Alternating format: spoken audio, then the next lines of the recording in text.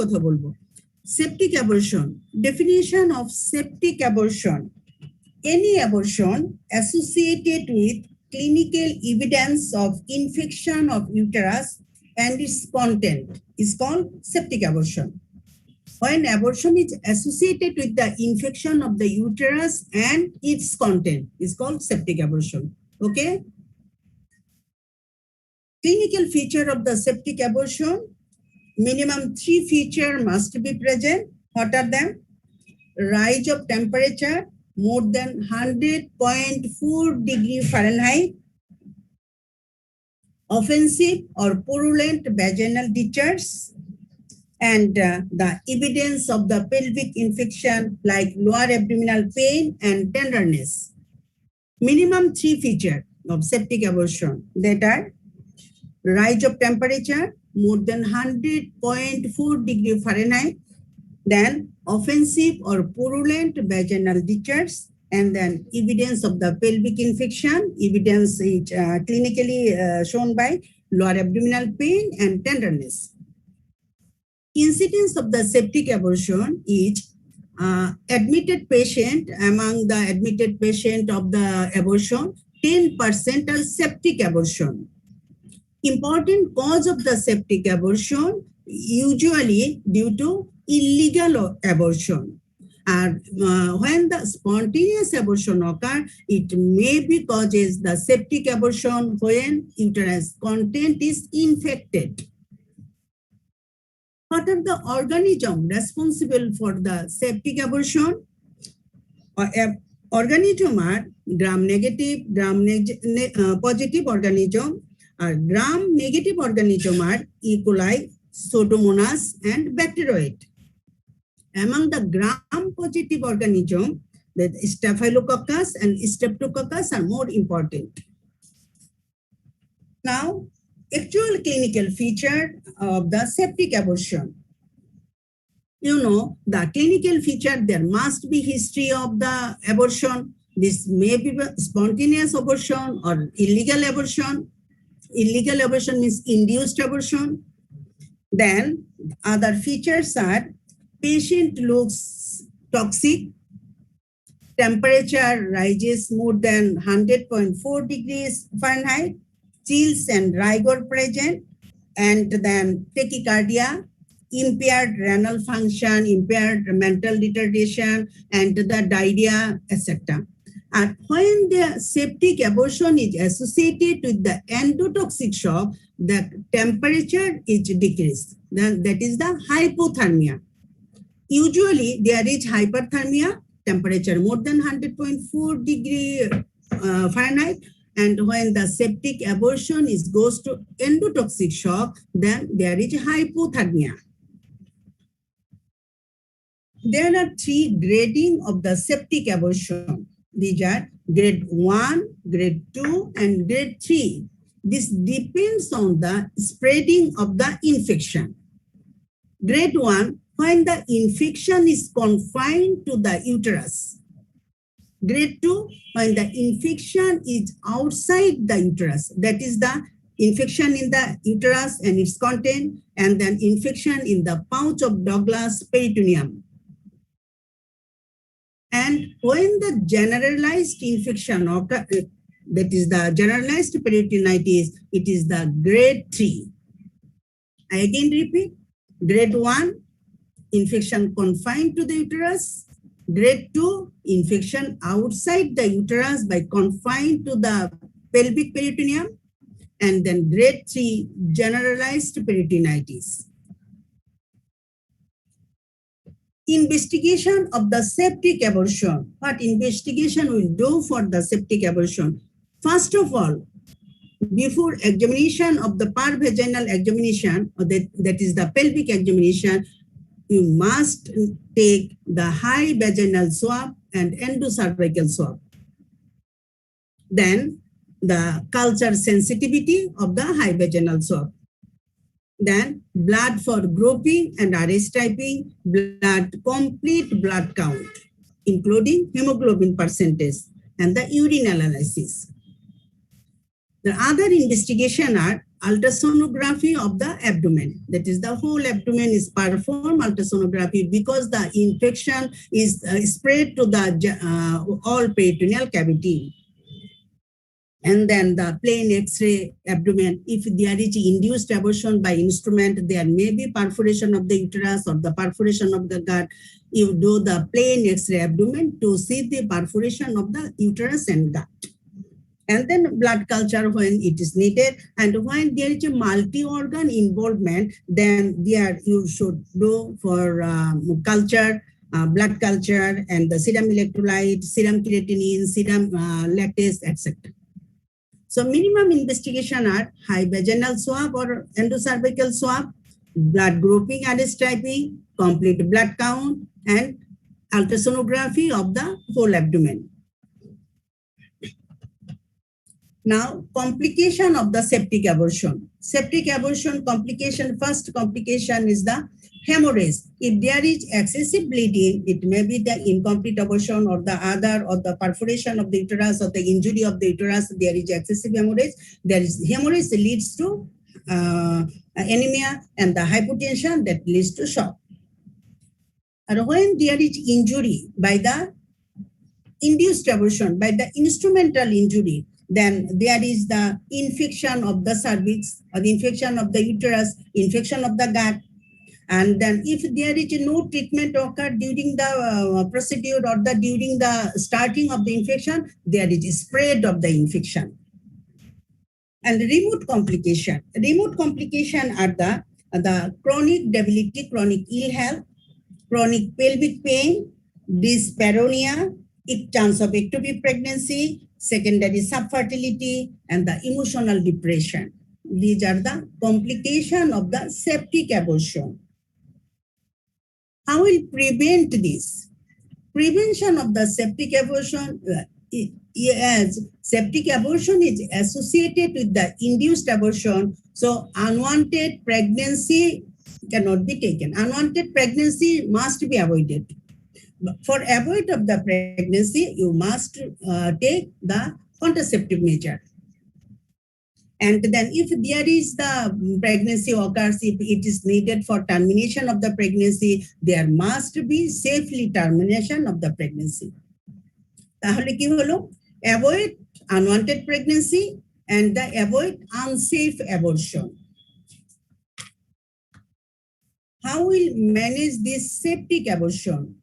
Management, principle of management is control of sepsis, remove of the source of infection, give the supportive therapy, and then assess the response of the treatment. These are the principle of management. When there is a patient is in septic abortion, she must be hospitalized. First, কথা হলো তাকে হাসপাতালে ভর্তি করতে হবে। Then second step হলো high vaginal swab অথবা cervical swab, যেটা endocervical swab, এটা নিতে হবে। তারপরে vaginal examine করে দেখতে হবে যে তার প্রোডাক্টটা হ্যাঙ্গিং আছে কিনা, অথবা তার purulent discharge, foul smelling, offensive discharge per vaginal আছে কিনা। তারপর ইনভেস্টিগেশনে যেতে হবে। ফুল ইনভেস্টিগেশন কি কি করতে হবে সেটা তোমাদের প্রিভিয়াসলি বললাম। এখন অ্যাকচুয়াল ট্রিটমেন্ট কি হবে? Actual treatment depends on the grading of the septic abortion. Grading, grade 1, grade 2 and grade 3। তাহলে গ্রেড 1, 2, 3 যেটাই হোক, যেহেতু সেপটিক অ্যাবর্শন, এদেরকে ব্রড স্পেকট্রাম অ্যান্টিবায়োটিক দিতে হবে, সাথে অ্যানারোবিক ইনফেকশন কন্ট্রোলের জন্য দিতে হবে। ঠিক আছে? তাহলে তুমি ব্রড স্পেকট্রাম অ্যান্টিবায়োটিক দিলা, এখানে জ্যান্টামাইসিন অথবা ক্লিন্ডামাইসিন দেওয়া হবে, এবং সাথে মেট্রোনিডাজল ইউজ করতে হবে। তাহলে combination of the antibiotic start করতে হবে। তারপরে করতে হবে কি, তার যদি পেইন থাকে, তারপর হলো যে শকের ফিচার থাকে, পেইন এবং শকের ট্রিটমেন্ট দিতে হবে। তারপরে হলো তার ডেফিনিটিভ ট্রিটমেন্ট। ডেফিনিটিভ ট্রিটমেন্টটা কি? সোর্স অফ ইনফেকশন, সেটাকে রিমুভ করতে হবে। সেটা যদি রিমুভ করতে হয়, তাহলে গ্রেড 1 এ কি আছে? কন্টেন্ট, ইউটেরাসের ভিতর যে কন্টেন্টটা আছে, এই কন্টেন্টটাকে রিমুভ করতে হবে। গ্রেড 1 এর জন্য তাহলে ইএনসি অথবা ডিএনসি করে written product of consumption remove করতে হবে। তাহলে এটার ভিতরে একটা কথা আছে যে গ্রেড 1 এ যদি তোমার কোনো পেশেন্ট ডায়াগনোসিস হয় সেপটিক অ্যাবর্শনে, ইভাকুয়েশন করতে হবে অ্যান্টিবায়োটিক দেওয়ার উইদিন 24 আওয়ার্সের ভিতর। ওকে, তাহলে কি হলো, তাকে আমি সাপোর্টিভ মেজার দিলাম, তার টেম্পারেচার থাকুক, তার পেইন থাকুক, সে শকে থাকুক, তার হ্যামোরেজ থাকুক, এগুলো দিব, অ্যান্টিবায়োটিক দিব, combination of the antibiotic and the removal of the source of infection, that is the DNC করে রিমুভ করবো গ্রেড 1 এ। এখন যে গ্রেড 2 তে আসে, গ্রেড 2 এর কথা আমরা কি বলেছি যে ইউটেরাসের ভিতরে কন্টেন্ট থাকবে এবং সেই কন্টেন্ট ইনফেক্টেড কন্টেন্ট এন্ডোমেট্রাইটিস এবং ভিতরের ইনফেকশন স্প্রেড করবে outside the uterus, that is the say প্যারামেট্রিয়ামকে ইনভলভ করবে, পাউচ অফ ডগলাসকে ইনভলভ করবে। যখন ইনফেকশন কন্টিনিউ হবে, আনট্রিটেড থেকে যাবে, তখন সেই পাউচ অফ ডগলাসে একটা পাস ফর্মেশন হয়ে থাকবে, সেই পাসটাকে বলা হয় যে পেলভিক অ্যাবসেস। তাহলে এইটার ট্রিটমেন্ট আমি কখন করব, সেই evacuation of the uterine content কখন করব, সেটা হলো 48 আওয়ার্স অফ দ্য অ্যান্টিবায়োটিক থেরাপির পরে।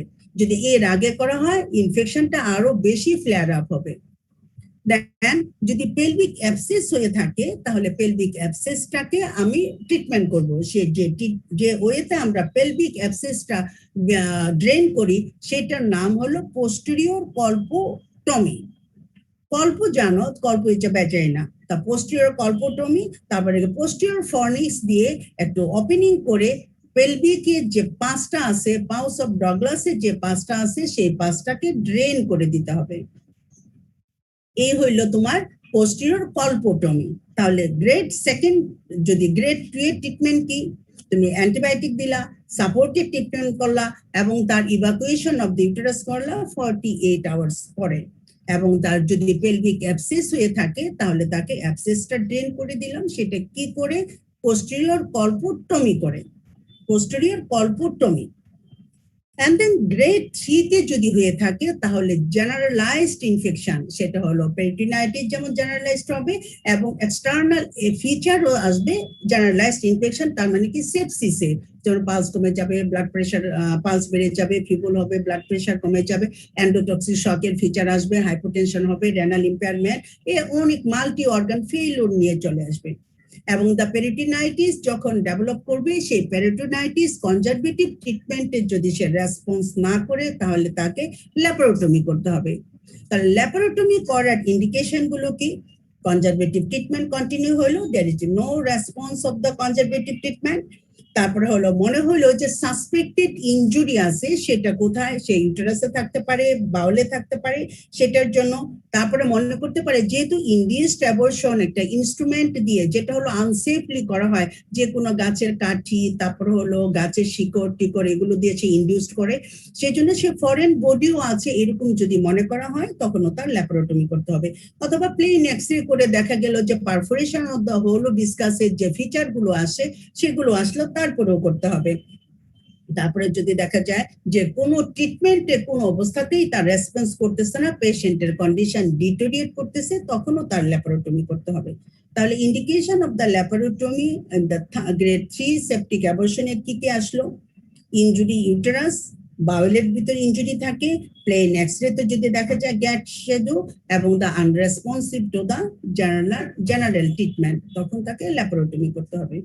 তাহলে এই ল্যাপারোটমি করে কি করতে হবে? ল্যাপারোটমি করে যেটা পাওয়া যাবে, সেটা হলো যে যদি দেখা যায় পারফোরেশন অফ দ্য ইউটেরাস আছে, ইউটেরাসটাকে রিপেয়ার করলো, retained bit of the placenta আছে, সেটা হলো রিমুভ করে দিল। তারপরে দিল হলো জেনারেলাইজড পেরিটোনাইটিস, পাস আছে, পাসগুলো টয়লেটিং করে দিল এবং ক্লিন করে দিল। এবং যদি দেখা যায় যে গাটে কোনো পারফোরেশন আছে, গাটের perforation according to the perforation অথবা নাম্বার অফ দ্য পারফোরেশন উপর ডিপেন্ড করে, তাহলে রিপেয়ার অথবা রিসেকশন অ্যানাস্টোমোসিস হবে। ঠিক আছে, এই হলো তোমার জেনারেলাইজড পেরিটোনাইটিস হয়ে গেলে তার হলো ট্রিটমেন্ট হলো ল্যাপারোটমি, যখন রেসপন্স না করবে। এখন এই ট্রিটমেন্টটা, এই ল্যাপারোটমিটা করতে হবে অবশ্যই স্কিলড পারসন। তাই স্কিল পারসন কি?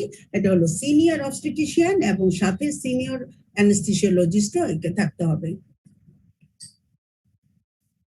এই হইলো তোমার সেপটিক অ্যাবর্শন। তাহলে সেপটিক অ্যাবর্শনের ভিতর যে কোশ্চেন তোমাদের আসবে, সেটা হলো রিটেনে কোশ্চেন আসবে, সেটা হলো তোমাদের ভাইবা কোশ্চেনও থাকবে। আর এইটার ভিতর বেশি ইম্পর্টেন্ট হলো ডেফিনিশন, এটা হলো কজ, ক্লিনিক্যাল ফিচার, আর হলো এটা হলো ম্যানেজমেন্ট কিসের উপর ডিপেন্ড করে সেটা তো তোমাদেরকে বললাম যে প্রিন্সিপাল অফ ম্যানেজমেন্ট হলো 4টা জিনিস, সেটা হলো control of infection, remove of the source of infection, supportive therapy and assessment of the response of the treatment. এবং কোন গ্রেডিং এ এবং গ্রেড 1 এ কি করতে হবে, 2 তে কি করতে হবে এবং 3 তে কি করতে হবে সেটা তোমরা জানলা। তোমরা যখন অসপি পরীক্ষা দেবা, অসপি পরীক্ষা তো দেখা যাবে যে একটা সিনারিও এভাবে দিয়ে দিল যে তার হলো 7 দিন আগে তার অ্যাবর্শন হয়েছে, সেই অ্যাবর্শনের পরে তার হলো তার high rise of the temperature আছে, তার হলো টেকিকার্ডিয়া আছে, তারপর হলো যে ফাউল স্পেলিং পারভেজনাল ডিসচার্জ আছে, তখন দিল যে what is your diagnosis, how will manage this case. এই ধরনের কোশ্চেন তোমরা পাইতে পারো অসপিতে। এই হলো তোমার in short all about the septic abortion. এখন আসো যে আরেকটা অ্যাবর্শন আছে, সেটা হলো যে তোমাদের এই ক্লিনিক্যাল টাইপের ভিতর পড়ে না, কিন্তু সেটা হলো রেকারেন্ট অ্যাবর্শন। সেই রেকারেন্ট অ্যাবর্শনটা কি? What is recurrent abortion? কখন তো রেকার তো আমরা বুঝি মানে বারবার অ্যাবর্শন হচ্ছে, কখন এই অ্যাবর্শনটাকে আমি রেকারেন্ট অ্যাবর্শন বলবো সেটা একটা স্পেসিফিক ডেফিনিশন আছে, সেটা হলো recurrent abortion is defined as the sequence of 2 or more spontaneous abortion as documented by either sonography or on histopathology before 20 weeks of pregnancy. তার মানে কি, 2টা অথবা তার চেয়ে বেশি যদি অ্যাবর্শন হয়ে থাকে তাহলে সেটাই হবে রেকারেন্ট অ্যাবর্শন। আমাদের দেশে এজ অফ ভায়াবিলিটি হলো 28 উইকস, তাহলে আমাদের দেশের জন্য সেই 20 উইকস না হয়ে থাকবে 28 উইকস। কিন্তু প্রিভিয়াসলি আগে এই অ্যাবর্শনটা এভাবে ছিল যে মিনিমাম 3 অর মোর অ্যাবর্শন হলে তাকে রেকারেন্ট অ্যাবর্শন বলে। যেমন যেমন যারা মানে এই কনসেপশনে আছে কমপক্ষে 3টা অথবা তার চেয়ে বেশি হবে, তখন তোমাদের বলতে হবে যে রিসেন্ট ডেফিনিশনে হলো 2টা অথবা তার চেয়ে বেশি, 2 অর মোর, বাস প্রিভিয়াসলি ছিল 3 অর মোর। এটা তোমরা মনে রেখো। এটার ইনসিডেন্সটা কেমন? এটা অল অ্যাবর্শনের ভিতর এটা ইনসিডেন্সটা হলো প্রায় 1% অফ দা মানে কাপলের এটা থাকে যে রেকারেন্ট অ্যাবর্শন। এই রেকারেন্ট অ্যাবর্শনের কজ আছে, কজগুলো কি কি? রেকারেন্ট অ্যাবর্শন ফার্স্ট ট্রাইমেস্টারে হতে পারে এবং সেকেন্ড ট্রাইমেস্টারে হতে পারে। তার মানে কি 28 পর্যন্ত তো 2টা ট্রাইমেস্টারই কভার করে। ফার্স্ট ট্রাইমেস্টারে যে রেকারেন্ট অ্যাবর্শনের কজ সেগুলো ভিতর সবচেয়ে বেশি ইম্পর্টেন্ট, তোমাদেরকে আগেও বলেছিলাম যে chromosomal abnormality 50% responsible for abortion, এখানেও তাই। রেকারেন্ট অ্যাবর্শনে ক্রোমোজোমাল অ্যাবনর্মালিটি হলো সবচেয়ে বেশি পার্সেন্টেজ।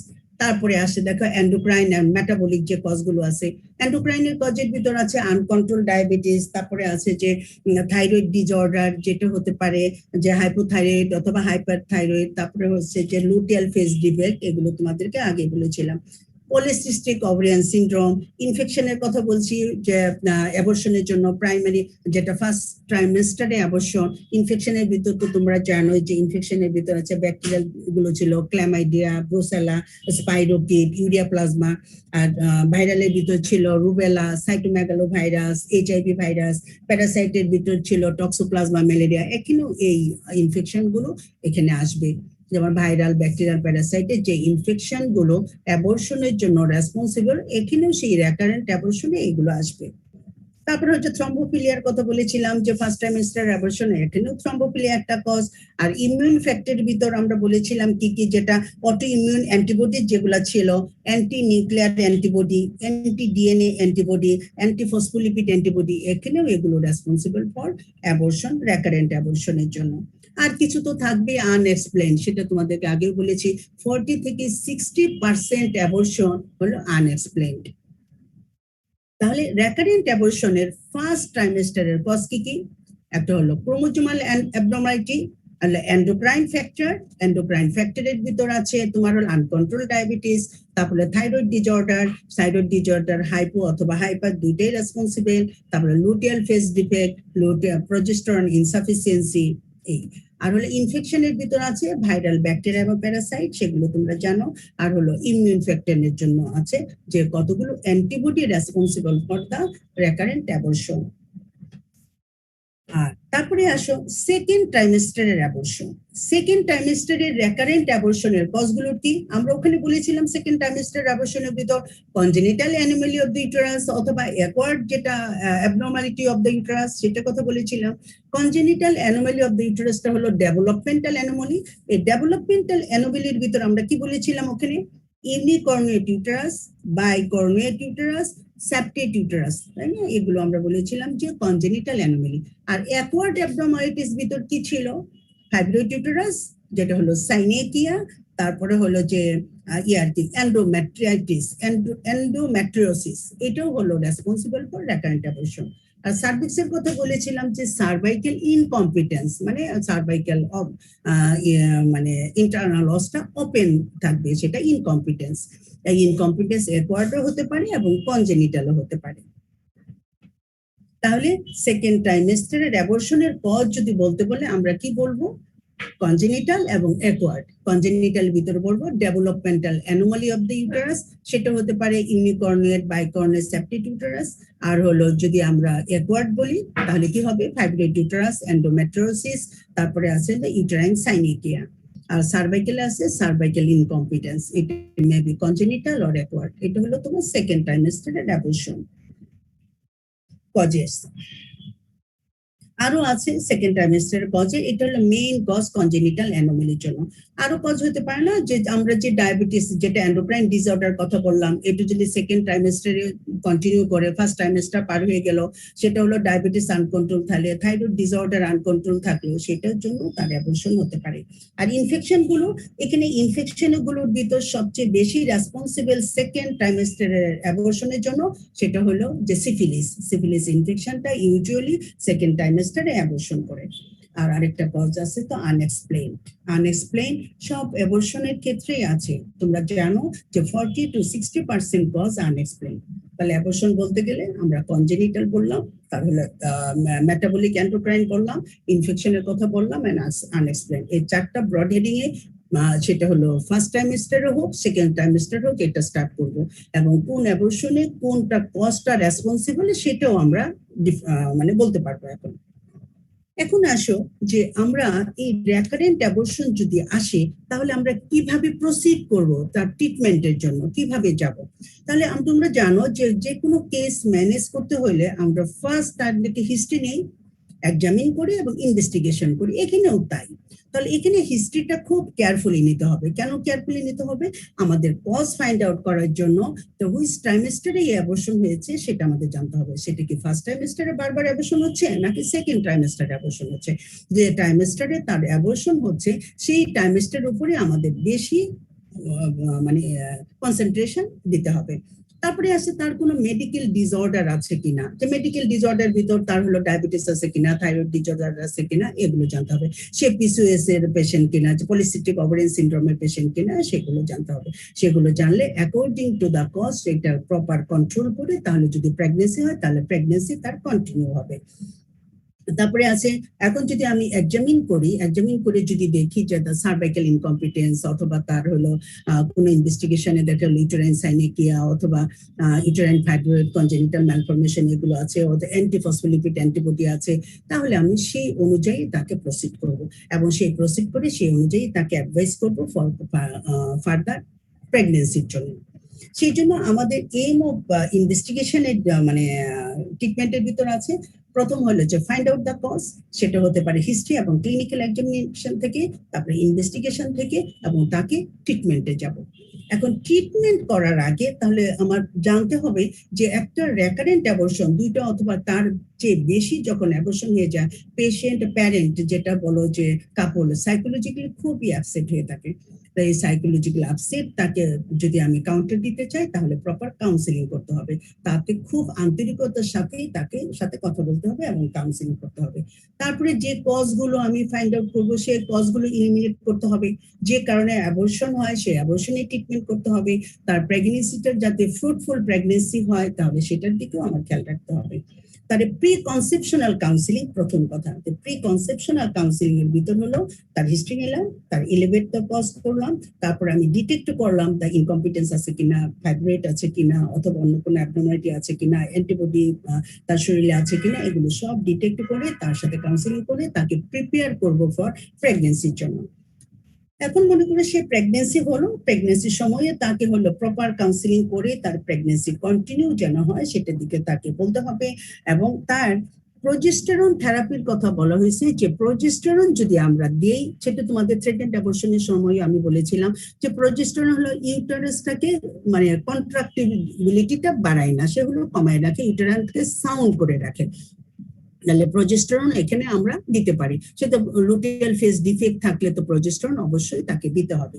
তারপরে আসে যে অ্যান্টি ফসফোলিপিড যেগুলো আছে, অ্যান্টিবডি যেগুলো আছে, যেমন অ্যান্টি ফসফোলিপিড অ্যান্টিবডি সিনড্রোম যদি হয়ে থাকে তাহলে তাকে ট্রিটমেন্ট করতে হবে হেপারিন এবং তাকে হলো অ্যান্টিকোয়াগুলেন্ট, তাহলে অ্যাসপিরিন এবং হেপারিন তাকে স্টার্ট করে দিতে হবে।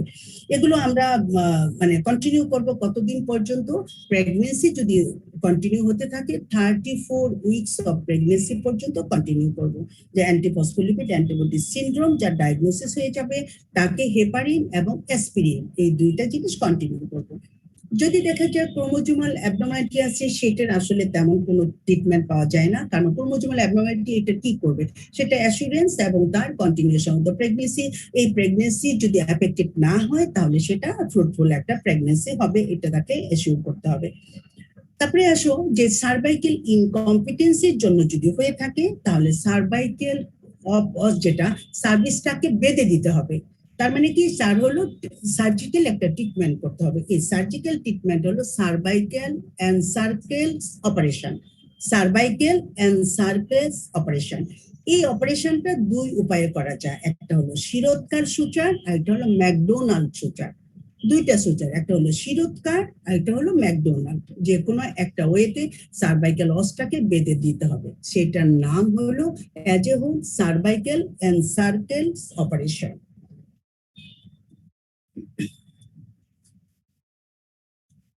তাহলে কি হলো, রেকারেন্ট অ্যাবর্শন যদি আসে তাহলে সেটা আমরা কিভাবে ম্যানেজ করব? পেশেন্টকে কাউন্সিলিং করব, কজটা ফাইন্ড আউট করব, কজের প্রপার ট্রিটমেন্ট করে সে প্রেগনেন্সি হবে। প্রেগনেন্সি হলে প্রেগনেন্সি কন্টিনিউ করার জন্য তাকে অ্যাসুরেন্স করব, রেস্ট দেব, প্রজেস্টেরন দেব, এবং যে কজ ফাইন্ড আউট হবে সেই কজের ট্রিটমেন্ট। মনে করো যে অ্যান্টিফসফোলিপিড যদি হয়, সেটা বললাম হেপারিন অ্যাসপিরিন, যদি তার ডায়াবেটিস থাকে ওয়েল কন্ট্রোল ডায়াবেটিস, তার যদি থাইরয়েডের জন্য হয়ে থাকে থাইরয়েডের, তার যদি ইনফেকশনের জন্য হয়ে থাকে ইনফেকশন কন্ট্রোল করে প্রেগনেন্সি কন্টিনিউ করতে হবে। এবং তার যদি সার্ভাইকেল ইনকম্পিটেন্স থাকে সার্ভাইকেল এনসার্কেলস সুচার দিয়ে তাকে সার্ভিসের মুখটা আমরা বেঁধে দিয়ে দেব, যাতে এই অ্যাবর্শনটা হতে না পারে। ঠিক আছে, এখন আসো যে এই যে রেকারেন্ট অ্যাবর্শন গুলো হচ্ছে, সেই অ্যাবর্শনের মানে কত, মানে সে ফ্রুটফুল পার্সেন্টেজ কতটা প্রেগনেন্সি হতে পারে? বলছে যে মোর দেন 50%।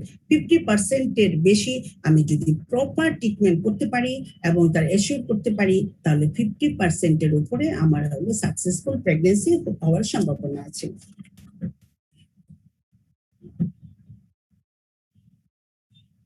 ঠিক আছে, তাহলে আমাদের মেইন যেটা ছিল সেটা হলো সেপটিক অ্যাবর্শন এবং রেকারেন্ট অ্যাবর্শন। এই রেকারেন্ট অ্যাবর্শনের ভিতর তোমাদের যে কোশ্চেনটা থাকবে সেটা হলো রেকারেন্ট অ্যাবর্শনের ডেফিনিশন, রেকারেন্ট অ্যাবর্শনের ফার্স্ট ট্রাইমেস্টার এবং সেকেন্ড ট্রাইমেস্টার, এই দুই ট্রাইমেস্টারের আলাদা করে তাদের কজ, এবং ট্রিটমেন্ট কি বলবো, ট্রিটমেন্ট হলো অ্যাকর্ডিং টু দেখো যে কজটাই ফাইন্ড আউট করা হবে সেই কজটাই। এখন দেখো রেকারেন্ট অ্যাবর্শন যদি হয়, ডায়াগনোসিস হয়ে যায়, তাহলে আমরা কি ইনভেস্টিগেশন করব? আমাদের তো ইনভেস্টিগেশনের সীমারেখা নাই, এটার কজেরও সীমারেখা নাই। ফার্স্ট ট্রাইমেস্টারে ক্রোমোজোমাল ইনফেকশন, অ্যান্টিবডি, কত কিছু। কাজেই তোমার হিস্ট্রি থেকেই প্রথমে এক্সক্লুড করে নিতে হবে সেটা ফার্স্ট ট্রাইমেস্টারে নাকি সেকেন্ড ট্রাইমেস্টারে, তারপরে তুমি ইনভেস্টিগেশনে প্রসিড করবা। ঠিক আছে, এখন ইনভেস্টিগেশন যদি মিনিমাম ইনভেস্টিগেশন করতে বলে এই রেকারেন্ট অ্যাবর্শনের জন্য, তাহলে আমরা কি করব? তাহলে আমরা কি করব, তাকে একটা আল্ট্রাসোনোগ্রাফি করে ফাইন্ড আউট করব তার ইউটেরাসে কোনো অ্যাবনর্মালিটি আছে কিনা। যদি দেখা যায় ইউটেরাস অ্যাপারেন্টলি নর্মাল আছে, হিস্টারোস্কোপি করে আমরা দেখতে পারবো ইউনিকর্নিয়েট বাইকর্নিয়েট অথবা সেপ্টেড ইউটেরাস কিনা অথবা সাইনেকিয়া আছে কিনা। তারপরে হলো যে ব্লাডের যদি আমি ব্লাড গ্লুকোজ লেভেল করি, ডায়াবেটিস আমরা এক্সক্লুড করতে পারবো। তারপরে হলো থাইরয়েড ফাংশন করলে যে থাইরয়েডের কোনো অ্যাবনর্মালিটি আছে কিনা, অ্যান্টিবডি গুলো করলে অ্যান্টিবডি ডিটেক্ট আমরা করতে পারবো। তারপরে হলো যে তার যে প্রজেস্টেরন লেভেল যদি আমরা দেখি, তাহলে যে লুটিয়াল ফেজ ডিফেক্ট অথবা প্রজেস্টেরন ডেফিসিয়েন্সি আছে কিনা সেটা আমরা ফাইন্ড আউট করতে পারবো। তাহলে মিনিমাম ইনভেস্টিগেশন গুলো করলে এগুলোই আমাদের পরে তাকে ডিটেক্ট করতে হবে যে what are the causes for the recurrent abortion. তারপরে অ্যাকর্ডিং টু দ্য কজ তুমি ট্রিটমেন্ট করলাম। এই হলো তোমার রেকারেন্ট অ্যাবর্শন। রেকারেন্ট অ্যাবর্শনের ভিতর সাধারণত তোমাদের রিটেনে কোশ্চেন খুবই কম আসে, কিন্তু সেটা ভাইভাতে এই রেকারেন্ট অ্যাবর্শনের ডেফিনিশন এবং তার ফার্স্ট ট্রাইমেস্টার সেকেন্ড ট্রাইমেস্টারের কজটাই তোমাদের কাছ থেকে বেশি চাওয়া হয়। এখন আসো একটা কথা, সেটা হলো যে ইন্ডাকশন অফ দ্য অ্যাবর্শন। তার মানে কি অ্যাবর্শন স্পন্টেনিয়াস হইলো, ইলিগাল হইলো, লিগাল হইলো, সেগুলো হলো, কিন্তু ইন্ডাকশন অফ অ্যাবর্শনটা কি? ইন্ডাকশন অ্যাবর্শনটার ডেফিনেশনটা তোমরা শোনো, deliberate termination of the pregnancy either by medical or the surgical method before the viability of the foetus is called induction of abortion. তার মানে কি অ্যাবর্শনটাকে আমি অ্যাবর্শন নিজে করাচ্ছি, সেটা মেডিকেল হতে পারে অথবা সার্জিক্যাল মেথডও হতে পারে। তাহলে এই ইন্ডাকশন অফ অ্যাবর্শন আমরা কাকে করব, কাকে আমরা ইন্ডাকশন দিব, কেন সে প্রেগনেন্ট হলো, এটা তাকে টার্মিনেট করার জন্য ইন্ডিকেটেড কারা, এটা কারা? এটা হলো দেখো যে কন্টিনিউশন অফ দ্য প্রেগনেন্সি যদি এমন হয় মায়ের জন্য খুব বেশি রিস্কফুল কন্ডিশন, যেমন কিসের জন্য হতে পারে, যেমন সিভিয়ার হার্ট ডিজিজ যদি হয়ে থাকে মায়ের, সিভিয়ার সাইকোলজিক্যালি যদি ইলনেস থাকে, তাহলে এই মায়ের কন্টিনিউশন অফ দ্য প্রেগনেন্সি তার জন্য লাইফ রিস্ক হয়ে যাচ্ছে, তখন তাকে টার্মিনেট করার জন্য আমরা বলবো, সেটা হলো ইন্ডাকশন অফ দ্য অ্যাবর্শন।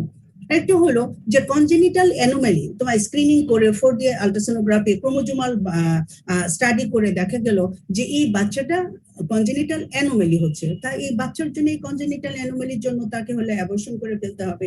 আরেকটা জানো যে যদি র্যাপিড করার পর র্যাপিড পরে যদি তার কোনো অ্যাবর্শন মানে প্রেগনেন্সি হয়ে থাকে, তাহলে সেটা তো প্রেগনেন্সি কন্টিনিউ করার তো কোনো করা যাবে না, সেটাও অ্যাবর্শন করতে হবে।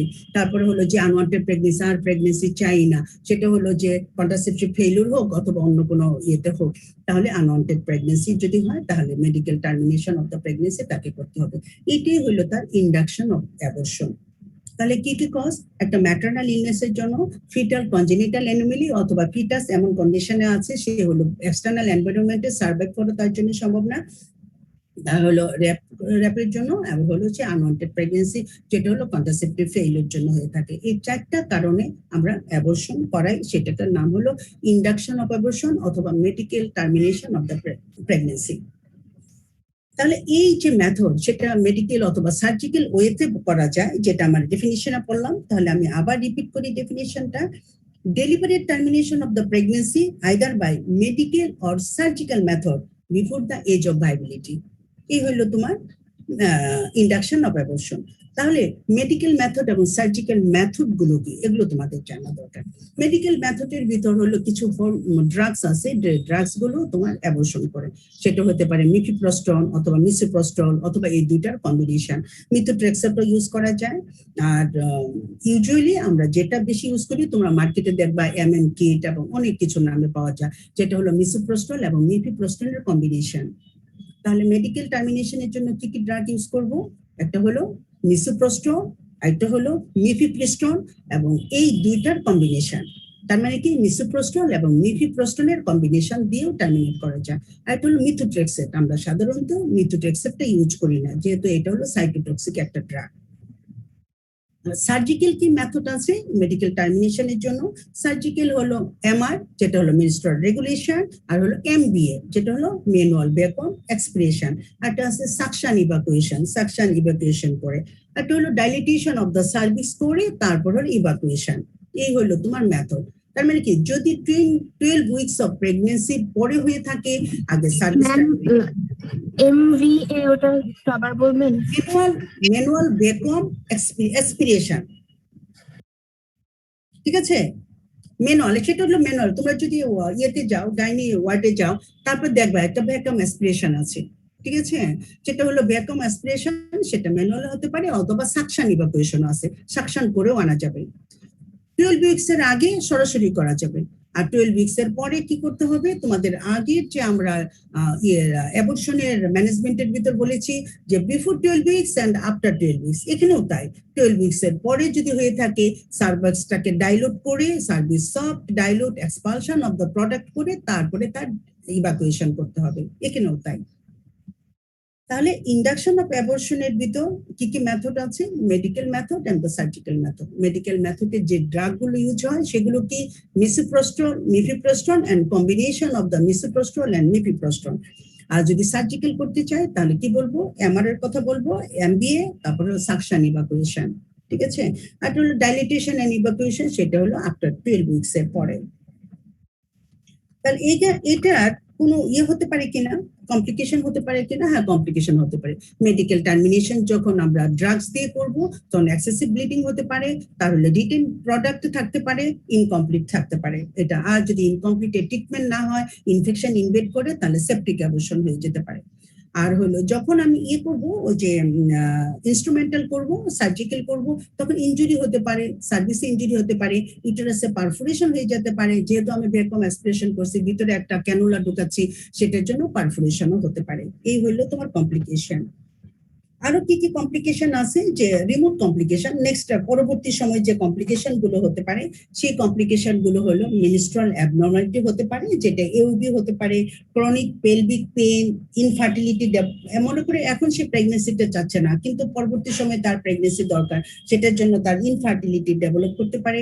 আর খুব বেশি কিউরেট যদি করা হয় ইউটেরাসের এন্ডোমেট্রিয়াম, তাহলে ইউটেরাইন সাইনেকিও ডেভেলপ করতে পারে। এই হলো তার গাইনোকোলজিক্যাল প্রবলেম। আর অবস্টেটিক্যাল প্রবলেমের ভিতর কি হতে পারে? যদি সার্ভিস যেহেতু খুব খুব ফোর্সফুলি ডাইলেট করে, অথবা এমন ভাবে করা হলো যে সার্ভাইকাল কম্পিটেন্স ডেভেলপ করলো। সার্ভাইকাল ইনকম্পিটেন্স যদি ডেভেলপ করে, তাহলে কি হবে? তার আবার অ্যাবর্শন হতে পারে, রেকারেন্ট অ্যাবর্শন হতে পারে। এটা হলো তার প্রথম কথা। তারপরে হলো তোমরা যখন একটোপিক প্রেগনেন্সি পড়বা, একটোপিক প্রেগনেন্সির ভিতরে অ্যাবর্শন একটা কজ থাকবে, যে একটোপিক প্রেগনেন্সির ইনসিডেন্সটা অনেক বেড়ে যায়। তারপরে হলো যে প্রেগনেন্সি যদি কন্টিনিউ হয়েও যায়, তাহলে প্রিটার্ম লেবারও হতে পারে। আর যদি দেখা যায় যে ওই যে মা যদি আরএস নেগেটিভ থাকে, তাহলে আরএস ইনকম্প্যাটিবিলিটি ডেভেলপ করতে পারে, ঠিক আছে? এই হইলো তোমার complication of the induction of abortion. তাহলে কি কি হতে পারে? ইমিডিয়েট কমপ্লিকেশন হতে পারে এবং লেট কমপ্লিকেশন হতে পারে। ইমিডিয়েট কমপ্লিকেশন গাইনোকোলজিক্যাল কিছু কজ হতে পারে এবং অবস্টেটিক্যাল কজ হতে পারে, এগুলো তোমরা জানো না। একটা হলো ফেইল্ড অ্যাবর্শন নামে একটা কথা আছে, ফেইল্ড অ্যাবর্শন। তাহলে ফেইল্ড অ্যাবর্শনটা কি? ফেইল্ড অ্যাবর্শনটা হলো যে আমি medical termination of the pregnancy অথবা ইন্ডাকশন অফ দ্য অ্যাবর্শন করলাম, কিন্তু অ্যাবর্শনটা হয় নাই, সেটা কন্টিনিউশন অফ দ্য প্রেগনেন্সি হলো, এটাই হলো ফেইল্ড অ্যাবর্শন। তাহলে এটার ডেফিনিশন কিভাবে বললাম? Pregnancy may continue following MBA in spite of chorionic বিলাই ইজ ফাউন্ড। তার মানে কি, আমি অ্যাবর্শন করে মনে করলাম যে অ্যাবর্শনটা কমপ্লিট হয়ে গেছে, অ্যাবর্শন হয়ে গেছে, কিন্তু তারপরে দেখা গেল যে কন্টিনিউশন অফ দ্য প্রেগনেন্সি হচ্ছে। এটাই হলো তোমার এটাই হলো তোমার ফেইল্ড অ্যাবর্শন। ম্যাম, ফেইল্ড অ্যাবর্শনের ডেফিনিশনটা আরেকবার বললে ভালো হয়। কোনটা? Failed abortion. আচ্ছা, ফেইল্ড অ্যাবর্শন হলো মেডিকেল টার্মিনেট করতে গেলাম অথবা ইন্ডাকশন অফ অ্যাবর্শন করতে গেলাম, কিন্তু অ্যাবর্শনটা হলো না, এটাই হলো কন্টিনিউশন অফ দ্য প্রেগনেন্সি হয়ে গেল, এটাই হলো মানে ফেল হয়ে গেছে। আমি অ্যাবর্শন করতে চাচ্ছি, অ্যাবর্শন হয় নাই, ঠিক আছে? আরেকটা টার্মিনোলজি আছে, সেটা হলো আনসেফ অ্যাবর্শন। তো আনসেফ অ্যাবর্শনটা কি? এটা হলো আনসেফ অ্যাবর্শন হলো, সেটা হলো লিগ্যাল হোক, ইলিগ্যাল হোক, অথবা এটা হোক ওই যে স্পন্টেনিয়াস হোক। আমি যদি অ্যাবর্শন প্রসিডিউরটা সেফলি যদি না করি, তাহলে সেফ করতে হলে কি হতে? আমার স্কিল পারসন হতে হবে এবং আমার কি হতে পারে, যেটা অ্যাসেপ্টিক ওয়েতে করতে হবে। আমি যদি আনস্কিল হয়ে থাকি, অ্যাসেপ্টিক ওয়ে মেনটেন না করি, অথবা দুইটার কম্বিনেশনই থাকে, তাহলে সেটা হয়ে যাবে আনসেফ অ্যাবর্শন। এই আনসেফ অ্যাবর্শনের জন্যই হয়ে যাবে তোমার সেপটিক অ্যাবর্শন। এই সেপটিক অ্যাবর্শনের জন্যই ম্যাটারনাল ডেথ বেশি হয়। তোমরা তো জানো অ্যাবর্শনের জন্য আমাদের দেশে এখনো আনসেফ অ্যাবর্শনের জন্য এখন ম্যাটারনাল ডেথ প্রায় 13%। 13%, 13%। তাহলে এই আনসেফ অ্যাবর্শন যদি তুমি প্রিভেন্ট করতে চাও তাহলে কি করতে হবে? তাহলে যে আনওয়ান্টেড প্রেগন্যান্সি তোমার মানে অ্যাভয়েড করতে হবে, এবং যদি সে আনওয়ান্টেড প্রেগন্যান্সি না হয়ে স্পন্টেনিয়াস অ্যাবর্শন হয়ে থাকে তাহলে তার অ্যাসেপ্টিক ওয়েতেই তার অ্যাবর্শন করাতে হবে স্কিলড পার্সোনেল দিয়ে। তাহলে স্কিল পার্সোনেল কারা কারা এই অ্যাবর্শনটাকে করাইতে পারে? কারা? সেটা হলো যে এর উপর এমবি এর উপর অথবা মেডিকেল টার্মিনেশন অফ দ্য প্রেগন্যান্সির উপর যাদের ট্রেনিং আছে রিকগনাইজড সেন্টার থেকে, তাদের পারফর্ম করতে হবে মিনিমাম 25, মানে 25-এর বেশি পরিমাণ অ্যাবর্শন সে নিজের হাতে যখন করবে যে কোনো মেডিকেল টার্মিনেশন সেন্টার থেকে। তোমরা তো জানো ওসমানী মেডিকেল এমআরটিএসপি নামে একটা কথা আছে, একটা পার্ট আছে, ওখান থেকে যদি কেউ সার্টিফিকেট নেয় এবং 25টার বেশি টার্মিনেট করে প্রেগনেন্সি তাহলে সে অথরাইজ। তারপরে আসো যে কেউ যদি গাইনি এবং অবস্টেটিক্সে অনারারি করে, সেটা হলো যে ফুল টাইম রেসিডেন্ট যদি ট্রেনিং করে 6 মাস মিনিমাম, সেও এটার জন্য স্কিল পারসন।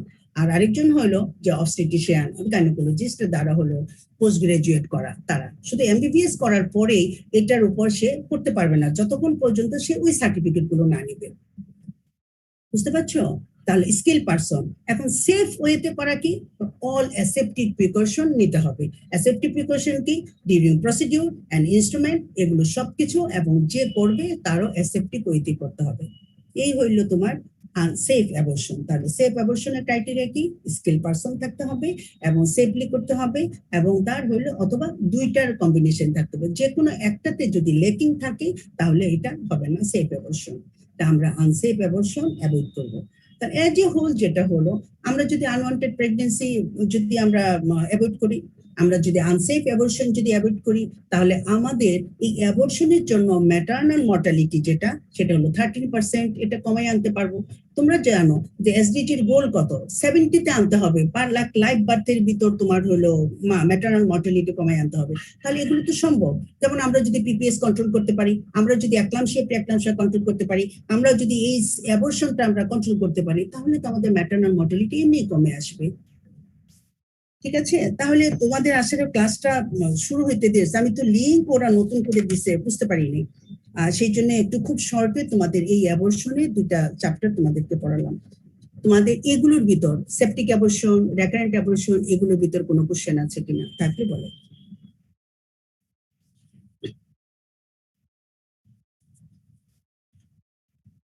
তাহলে সেপটিক অ্যাবর্শন থেকে আমরা কি পড়ব? তার ডেফিনিশন, তার হলো তার ক্লিনিক্যাল ফিচার, তার হলো গ্রেডিং, তার ইনভেস্টিগেশন এবং তার ম্যানেজমেন্ট। আর রেকারেন্ট অ্যাবর্শন থেকে কি পড়বো? এর ডেফিনিশন, রেকারেন্ট অ্যাবর্শনের কজগুলো কি, আর যদি এটার কিভাবে আমরা ট্রিটমেন্ট করব সেটা জানতে পারলে ভালো। ঠিক আছে? তোমাদের জন্য কোশ্চেন না থাকে তাহলে আমি এটা স্টপ করে দিচ্ছি। ম্যাম, কাউন্সেলিং এর কি কোনো গাইডলাইন আছে? বলো। কাউন্সেলিং এর কি কোনো গাইডলাইন আছে? না, কাউন্সেলিং এর প্রথম কথা হচ্ছে পেশেন্টের হিস্ট্রিটা নিতে হবে। কাউন্সেলিং এ তার কোন ট্রাইমেস্টারে তার অ্যাবর্শন হলো, তার কোনো মেডিকেল ডিসঅর্ডার অথবা সার্জিক্যাল ডিসঅর্ডার আছে কিনা, কোনো অপারেটিভ ট্রিটমেন্ট হয়েছে কিনা, তারপরে হলো যে তার কজগুলো ফাইন্ড আউট করতে হবে, তার এইটাই হলো তার কাউন্সেলিং। তারপরে তুমি ইনভেস্টিগেশন করবা, তার সাথে ভালো বিহেভ করবা, এরকম। ঠিক আছে? ঠিক আছে।